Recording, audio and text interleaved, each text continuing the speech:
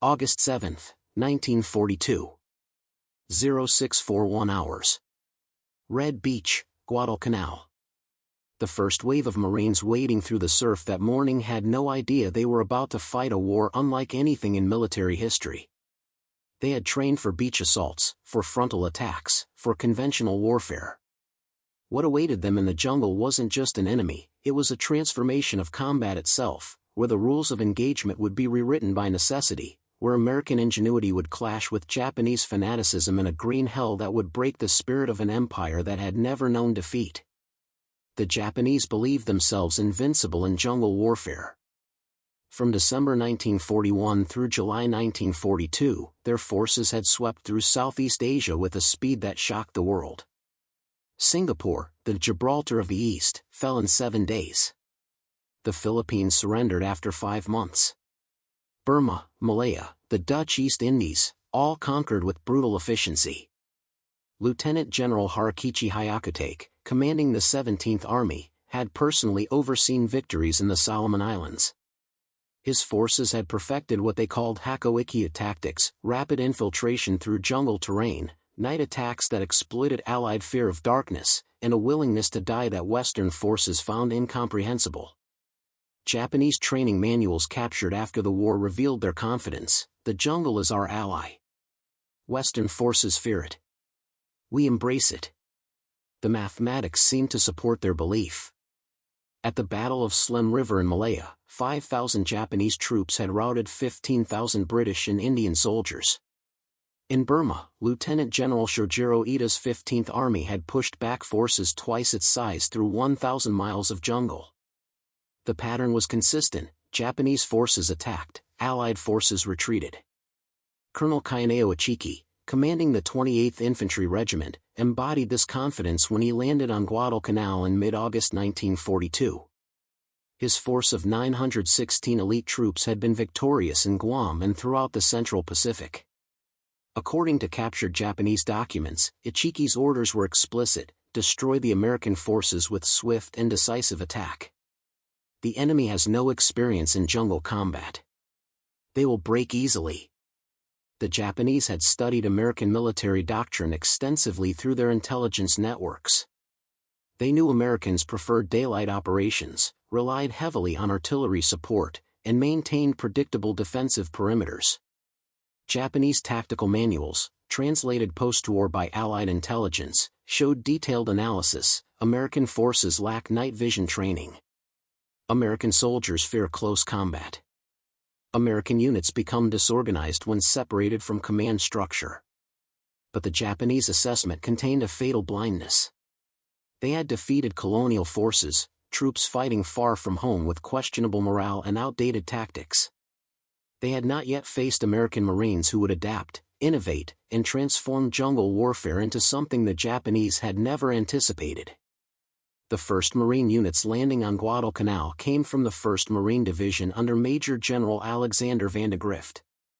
These 16,000 men had trained in New River, North Carolina, and New Zealand, but nothing had prepared them for what awaited. The Guadalcanal jungle was unlike any terrain in military planning: triple canopy rainforest where sunlight never reached the ground, kunai grass growing 12 feet high, swamps that swallowed equipment, and heat that reached 95 degrees Fahrenheit with 90% humidity. Marine intelligence reports from early August painted a grim picture: visibility limited to 10 to 15 yards. Conventional tactics impossible. Enemy could be anywhere. The jungle itself seemed to favor the Japanese, who had spent months preparing defensive positions throughout the island's interior. What the Japanese didn't know, what they couldn't know, was that American forces were about to revolutionize jungle warfare through a combination of technological adaptation, tactical innovation, and a willingness to learn from every deadly encounter. August 21, 1942. 0130 hours. The Tenero River. Colonel Ichiki's confidence was about to collide with reality in the most catastrophic way possible. His 916 elite troops had landed east of the marine perimeter, and Ichiki had planned a textbook Japanese night assault. According to his battle plan, recovered after the engagement, the attack would follow proven doctrine: silent approach through darkness, sudden close-quarters assault, exploitation of American fear and confusion. But the Marines at the Tenero were not the colonial forces Achiki had defeated before. Lieutenant Colonel Edwin Pollock, commanding the 2nd Battalion, 1st Marines, had spent 2 weeks studying Japanese tactics. His defensive preparations, documented in after-action reports, revealed a new approach to jungle warfare. Rather than creating a static defensive line, Pollock had established interlocking fields of fire using the new M1917A1 Browning heavy machine guns, positioned to create kill zones that covered every approach. The Marines had learned their first critical lesson: in jungle warfare, you don't wait to see the enemy, you prepare to kill them where they must come. Pollock's intelligence officer, Captain William Hawkins, had identified the sandbar crossing point through aerial reconnaissance and native scout reports. Marine engineers had cleared precise firing lanes through the Kenai grass, invisible to approaching forces but offering perfect machine gun coverage. At 0131 hours, Japanese troops began their crossing. Marine listening posts, positioned 200 yards forward of the main line, another innovation adapted from Japanese tactics, reported movement. Within seconds, pre-registered artillery from the 11th Marines began falling on approach routes.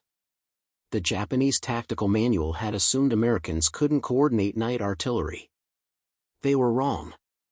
Achiki's forces pushed forward despite casualties, following their doctrine of always advance, never retreat.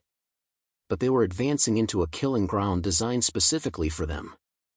The Browning machine guns, firing 450 to 600 rounds per minute, created interlocking fires that no amount of courage could penetrate. Marine Corps records indicate that some gun crews fired over 5,000 rounds that night. By dawn, the Battle of the Tenero was effectively over. Of Achiki's 916 men, approximately 800 lay dead. Marine casualties, 44 killed, 71 wounded. The casualty ratio was unprecedented in Pacific warfare, but more important than the numbers was what they represented. For the first time, Japanese jungle warfare tactics had failed completely. Marine intelligence teams moving through the battlefield at first light made discoveries that would transform American jungle warfare doctrine. Captured documents revealed Japanese communication procedures, unit organization, and tactical preferences. Captain Hawkins noted in his report, "Enemy relies on speed and shock. When met with prepared defenses and superior firepower, their tactics offer no fallback options." But the most significant discovery was psychological. Japanese soldiers, according to American observers, had fought with suicidal determination even when defeat was obvious. Marine psychiatrists attached to division headquarters began documenting what they termed fanatical resistance syndrome. Understanding this mindset would prove as important as any tactical innovation. The Marines also learned what didn't work. Direct frontal assaults into jungle positions caused prohibitive casualties. Static defensive positions could be infiltrated. Conventional patrol patterns were predictable and deadly. Every lesson was written in blood, but the Marines were learning faster than their enemy. Colonel Achiki, according to Japanese survivors captured later in the campaign, committed ritual suicide after the battle's outcome became clear.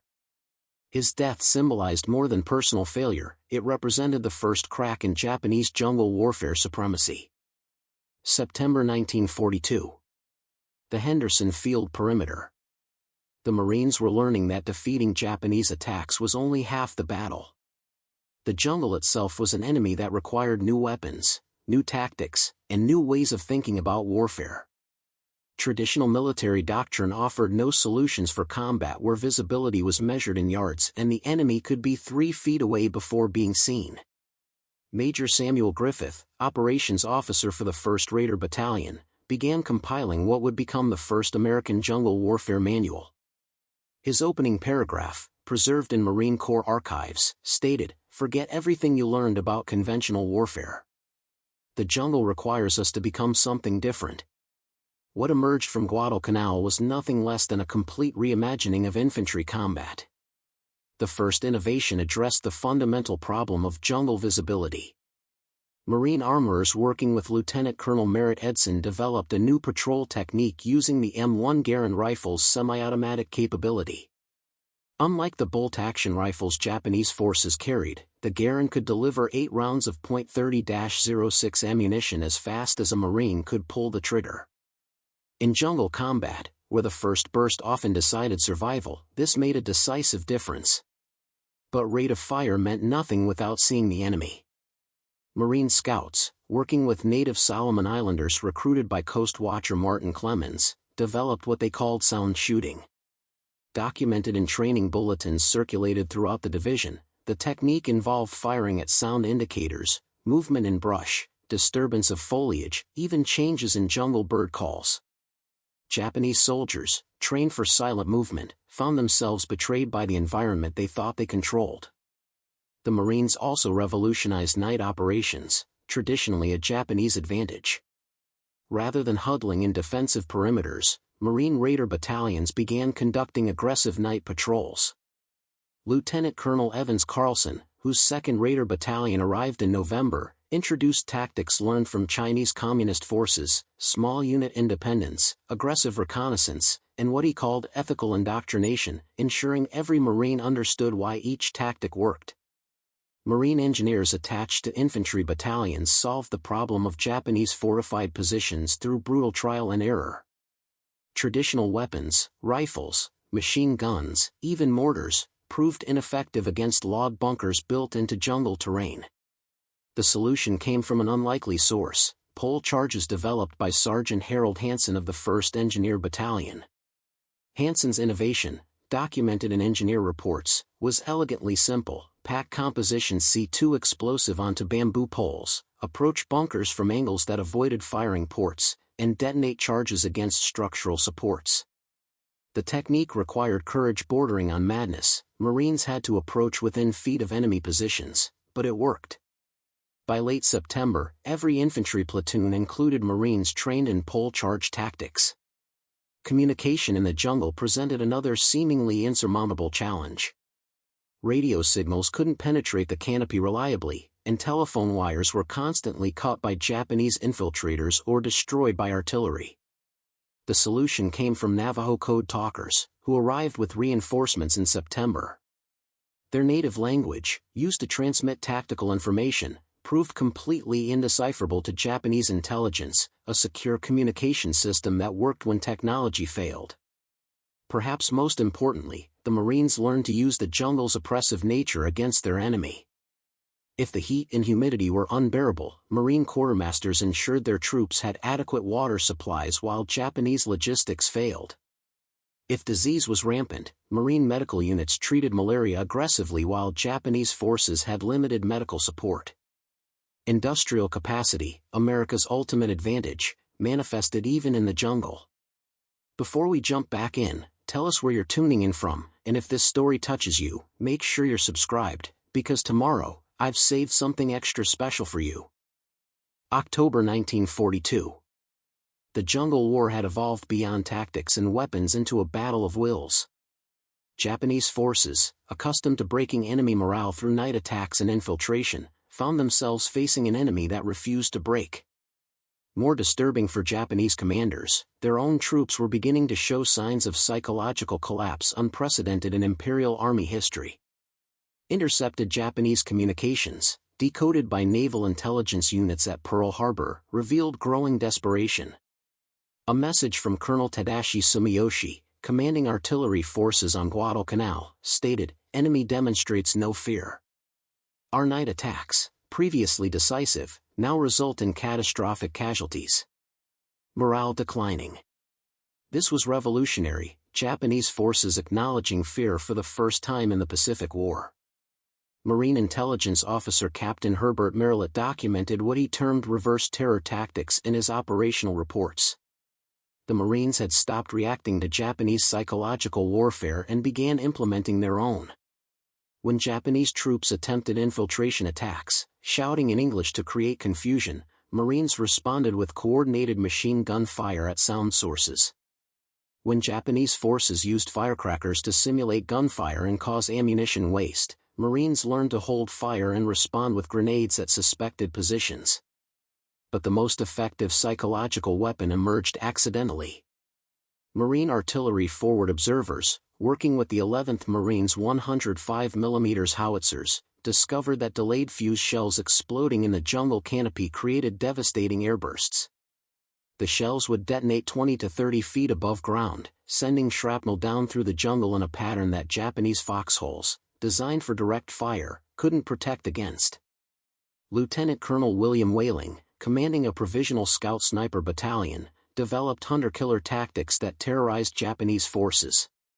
His hand-picked marksmen, equipped with M1903 Springfield rifles with 8-power unertl scopes, would identify Japanese officers through insignia and eliminate them at ranges exceeding 800 yards. Japanese command structure, dependent on rigid hierarchical control, collapsed when officers were systematically eliminated. Whaling's snipers discovered that Japanese troops would often freeze when they realized they were being hunted, making them easier targets. After-action reports noted, enemy officers now remove rank insignia. Radio operators hide equipment. Clear indicators of fear. This represented a complete reversal from early war Japanese behavior, where officers prominently displayed their rank as a point of honor. Marine Raider battalions exploited Japanese psychological vulnerabilities with what they called reverse infiltration.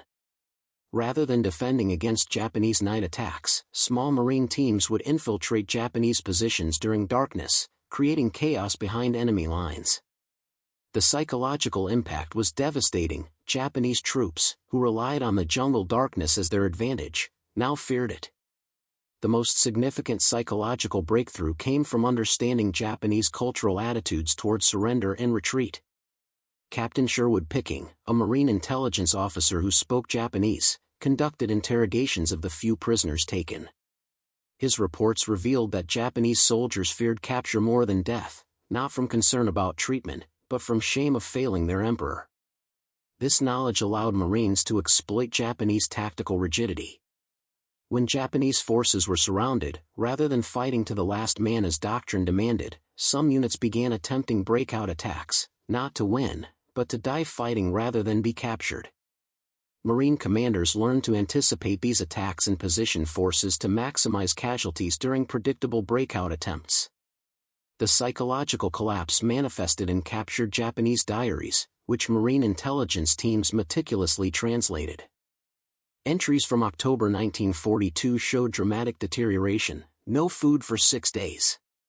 Comrades dying of disease. Americans everywhere.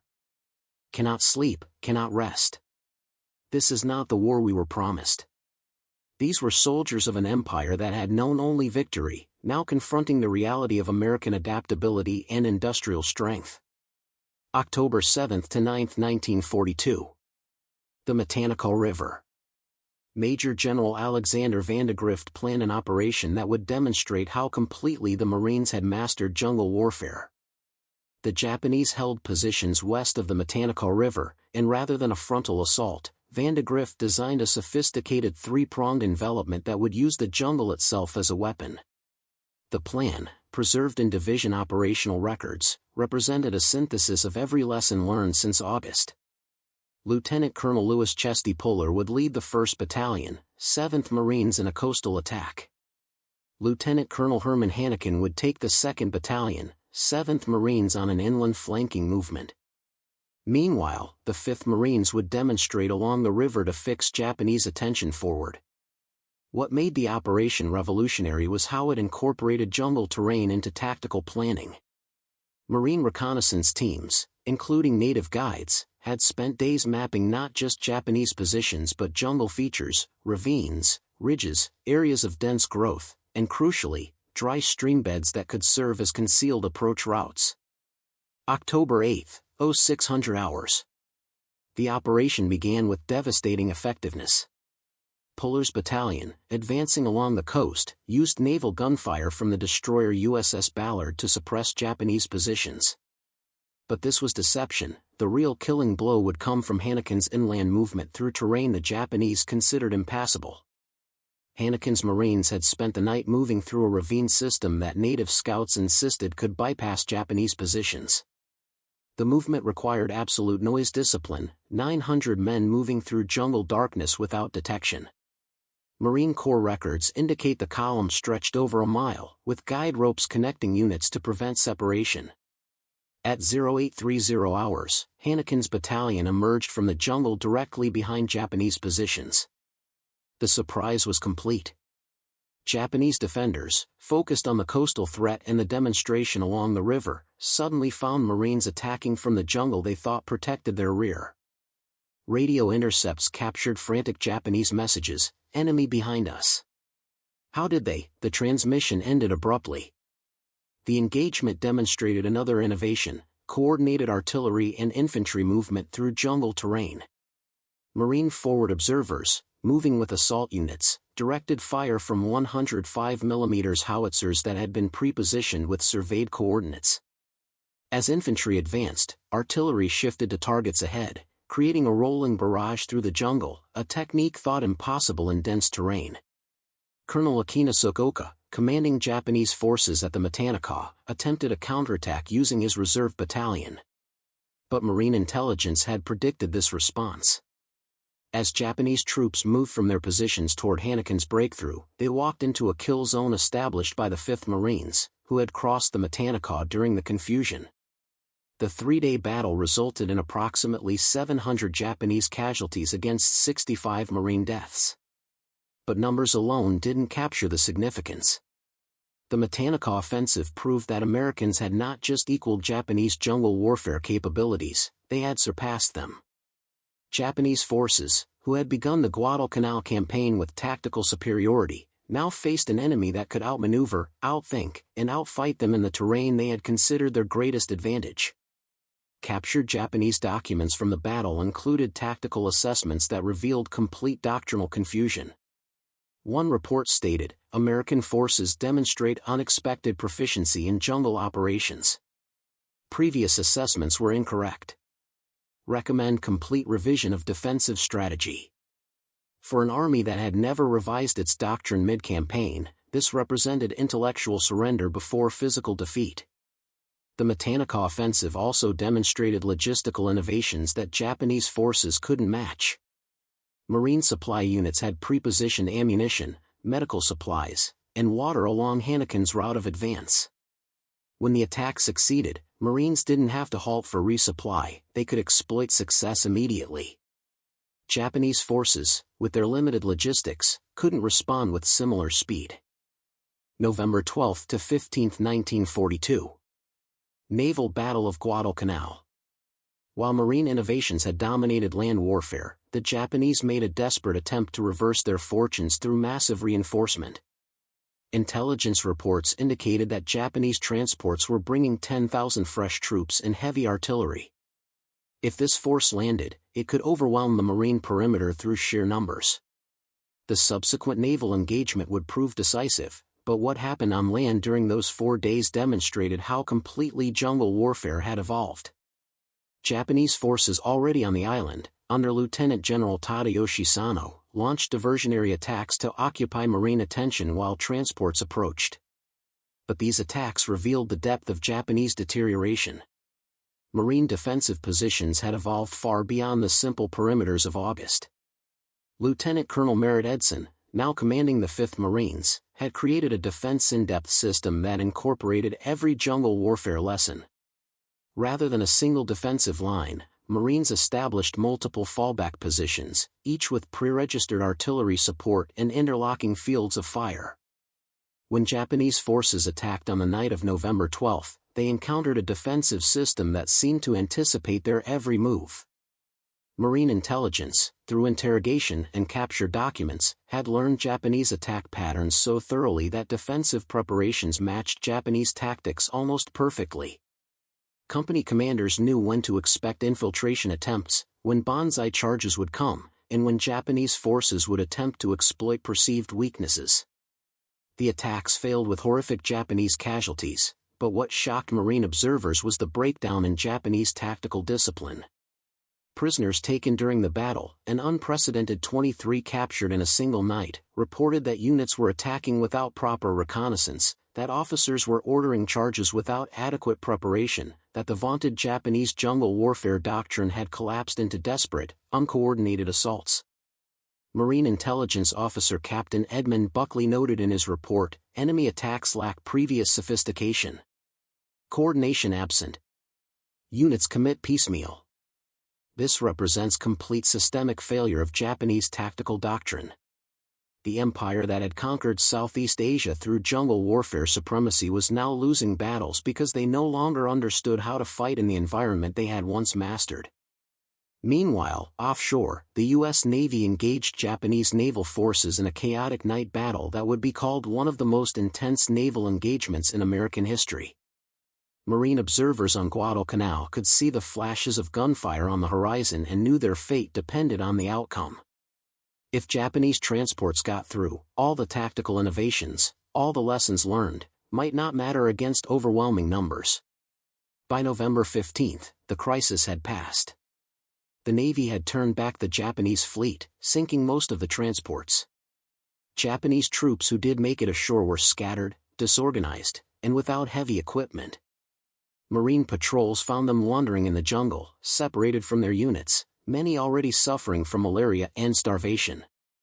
The November crisis proved a fundamental truth: jungle warfare innovations were meaningless without the industrial capacity to sustain them. Marines could outfight Japanese forces tactically, but victory ultimately depended on America's ability to supply, reinforce, and support operations across thousands of miles of ocean. The Japanese had lost not just tactical superiority but the logistical foundation necessary for sustained jungle warfare. Captured Japanese naval communications, decoded weeks later, revealed the despair at the highest levels. Admiral Isoroku Yamamoto, commander of the combined fleet, reportedly stated, "We cannot win at Guadalcanal.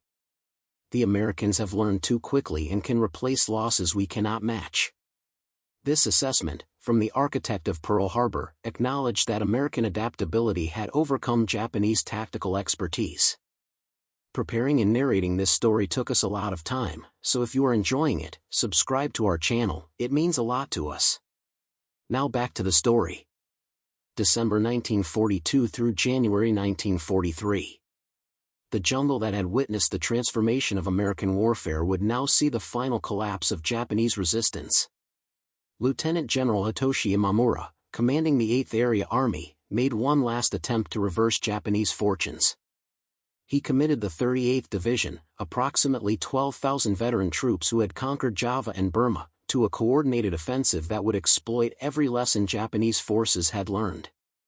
The plan, captured after the battle, was sophisticated, simultaneous attacks from multiple directions, targeting Henderson Field and the vital supply dumps. General Kyoto Kawaguchi would attack from the south, General Takeo Ito from the west, while naval forces would bombard marine positions. On paper, the coordination seemed flawless. In execution, it revealed how completely the jungle had turned against Japanese forces. January 12, 1943. The offensive began with artillery preparation, but marine counter-battery fire, directed by sophisticated sound-ranging equipment newly arrived from the States, silenced Japanese guns within hours. The technology, modified from World War I designs but perfected for jungle conditions, could pinpoint gun positions through jungle canopy and coordinate devastating counterfire. When Japanese infantry attacks commenced on January 13, they encountered marine defensive systems that represented 6 months of continuous innovation. Lieutenant Colonel Julian Frisbee, commanding the 3rd Battalion, 27th Infantry Regiment, recently arrived Army reinforcements, had established what he called layered ambush zones. Rather than stopping Japanese attacks at a defensive line, his system drew them into kill zones where every weapon, from rifles to mortars to artillery, had pre-planned firing coordinates. The Marines and Army troops had also perfected small-unit jungle tactics that Japanese forces couldn't match. Squad leaders operated with unprecedented independence, making tactical decisions without waiting for orders.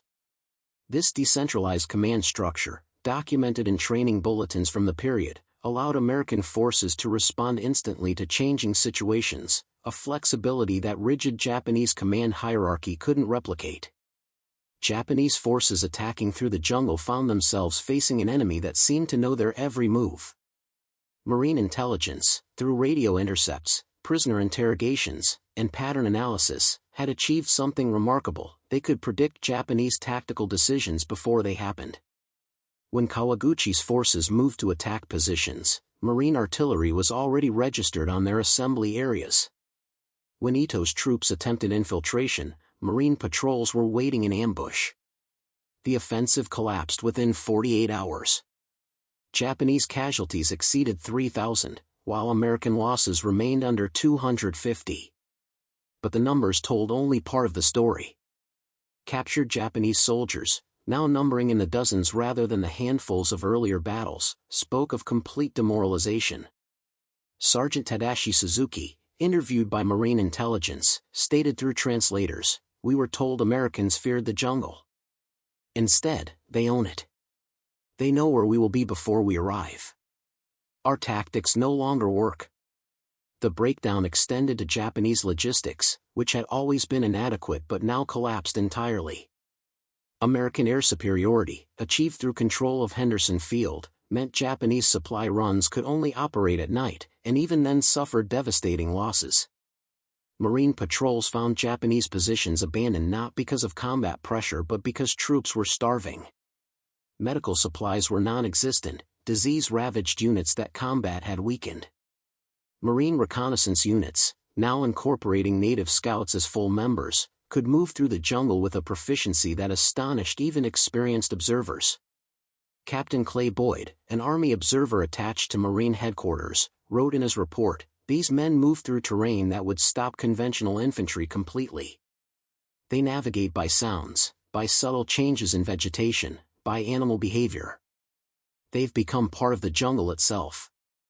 The failed January offensive marked the end of Japanese hopes for Guadalcanal. But more significantly, it demonstrated that American forces had not just adapted to jungle warfare, they had revolutionized it. The tactics, techniques, and innovations developed on Guadalcanal would form the foundation for American jungle warfare doctrine throughout the Pacific Campaign and influence military thinking for generations. February 1 to 9, 1943. Operation Coup. The Japanese withdrawal from Guadalcanal would be their most successful operation of the entire campaign, and it confirmed their complete defeat. Imperial General Headquarters ordered evacuation of all remaining forces, approximately 11,000 troops from the original 36,000 committed. The Americans had won the jungle war so decisively that Japan's only viable option was retreat. The evacuation plan demonstrated Japanese operational skill at its finest. Using destroyers making high-speed runs at night, naval forces managed to extract troops from Cape Esperance over several nights. But the very necessity of evacuation acknowledged what Japanese military leaders were only beginning to understand: American forces had fundamentally transformed jungle warfare in ways that negated Japan's early war advantages.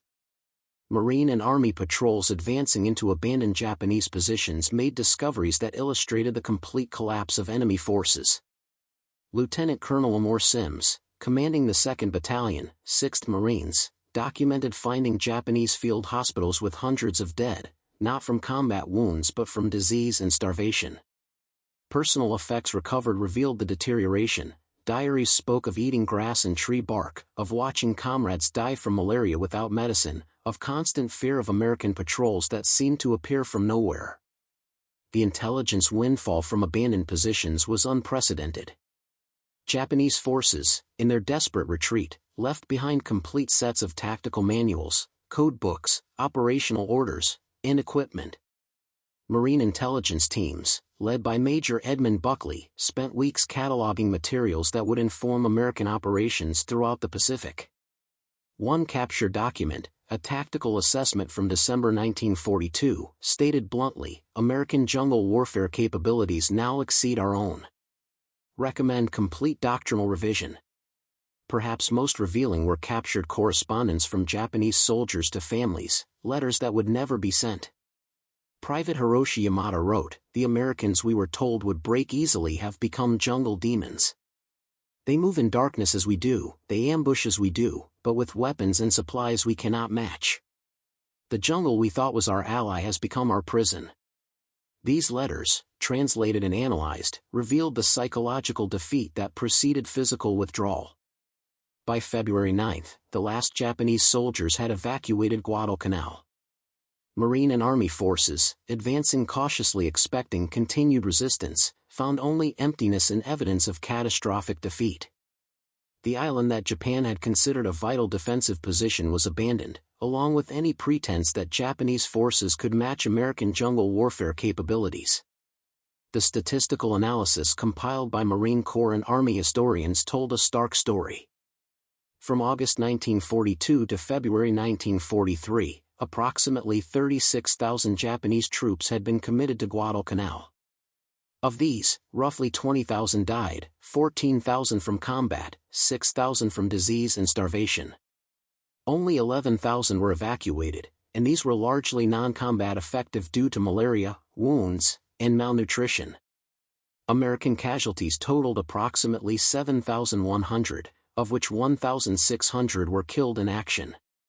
The casualty ratio, especially in the later stages, demonstrated American tactical superiority. But beyond numbers, Guadalcanal represented an intellectual revolution in military affairs. The United States had entered the Pacific War with no jungle warfare doctrine, no experience in tropical operations, and equipment designed for European warfare. 6 months later, American forces had developed tactics, techniques, and procedures that surpassed those of an enemy with years of jungle warfare experience. The lessons learned on Guadalcanal were immediately codified and distributed throughout the Pacific theater. The Jungle Warfare Training Center, established in Panama in early 1943, used Guadalcanal veterans as instructors. The tactics they taught, decentralized command, aggressive patrolling, integration of native scouts, coordinated fire support in restricted terrain, became standard doctrine for all American forces fighting in the Pacific. General Alexander Vandegrift, promoted to Commandant of the Marine Corps in January 1944, would later write, "Guadalcanal taught us that jungle warfare is not mystical or impossible for Western forces. It requires adaptation, innovation, and the willingness to learn from every engagement." Our Marines and soldiers proved that American ingenuity and industrial capacity could overcome any tactical disadvantage. Image prompts. The jungle that had witnessed America's transformation from novice to master in tropical warfare fell silent in February 1943, but its lessons echoed throughout the remainder of World War II and beyond. Guadalcanal had proven a fundamental truth: in modern industrial warfare, adaptability combined with material superiority ultimately defeats experience and fanaticism. The tactical innovations developed on Guadalcanal became the foundation for American operations throughout the Pacific. When Marines assaulted Tarawa in November 1943, they applied jungle warfare lessons to Coral Atoll combat. When Army forces fought through New Guinea, they used Guadalcanal-developed tactics for close terrain fighting. The revolution that began in August 1942 spread throughout the theater, giving American forces systematic advantages that Japanese troops could never overcome. Major General Roy Geiger, who commanded Marine air operations on Guadalcanal, later testified before Congress, "We arrived at Guadalcanal with peacetime training and European warfare concepts. We departed 6 months later with a completely new way of fighting." Every subsequent Pacific victory built upon foundations laid in that jungle. His assessment was echoed by Army commanders who recognized that Guadalcanal had fundamentally altered American military capabilities. The psychological impact on Japanese forces extended far beyond Guadalcanal itself. Radio intercepts from subsequent battles, Bougainville, Peleliu, Iwo Jima, showed Japanese commanders referencing Guadalcanal as a cautionary example. The mystique of Japanese jungle warfare invincibility, carefully cultivated through victories in Malaya, Singapore, and the Philippines, had been shattered. American forces, once considered inferior in jungle combat, were now acknowledged as formidable opponents who could outthink and outfight Japanese troops in any terrain. Post-war Japanese military assessments, compiled by American occupation forces, revealed the depth of Guadalcanal's impact on enemy thinking. General Kawaguchi, who survived the war, wrote in his memoirs, "Guadalcanal was the turning point not because we lost an island, but because we lost our confidence. The Americans learned faster than we could adapt. Their capacity for innovation, supported by unlimited material, proved insurmountable. The industrial dimension of American victory cannot be overstated." While Marines and soldiers developed superior tactics, their success depended absolutely on logistics that Japanese forces could never match. By February 1943, American supply lines delivered 6,000 tons of supplies to Guadalcanal monthly: ammunition, food, medicine, fuel, and equipment in quantities that Japanese forces, struggling to deliver even basic rations, found incomprehensible. The legacy extended beyond immediate tactical applications. The Marine Corps' Small Wars Manual, revised extensively after Guadalcanal, incorporated lessons that would influence counterinsurgency doctrine through Vietnam and into the 21st century. The emphasis on decentralized command, cultural intelligence through native cooperation, and adaptation to local conditions became permanent features of American military thinking. Medical innovations developed on Guadalcanal saved thousands of lives throughout the Pacific War. The aggressive treatment of malaria, the forward positioning of medical facilities, and the rapid evacuation procedures perfected during the campaign became standard practice. Navy medical personnel calculated that medical innovations developed on Guadalcanal reduced disease casualties by 40% in subsequent operations. Today, the jungle on Guadalcanal has reclaimed much of the battlefield. Vines grow over abandoned foxholes, trees tower where Henderson Field once stood, and the Matanico River flows peacefully where so much blood was shed. But the lessons learned in that green hell remain embedded in military doctrine. The transformation of American forces from jungle warfare novices to masters occurred in those 6 months, proving that adaptability and innovation, backed by industrial might, could overcome any tactical disadvantage. The Marines and soldiers who fought on Guadalcanal achieved more than a tactical victory. They revolutionized jungle warfare, broke the spirit of Japanese forces who had known only victory, and demonstrated that American military forces could learn, adapt, and prevail against any enemy in any environment. Their legacy isn't just the island they won, but the proof that in modern warfare, the capacity to innovate matters more than initial tactical superiority.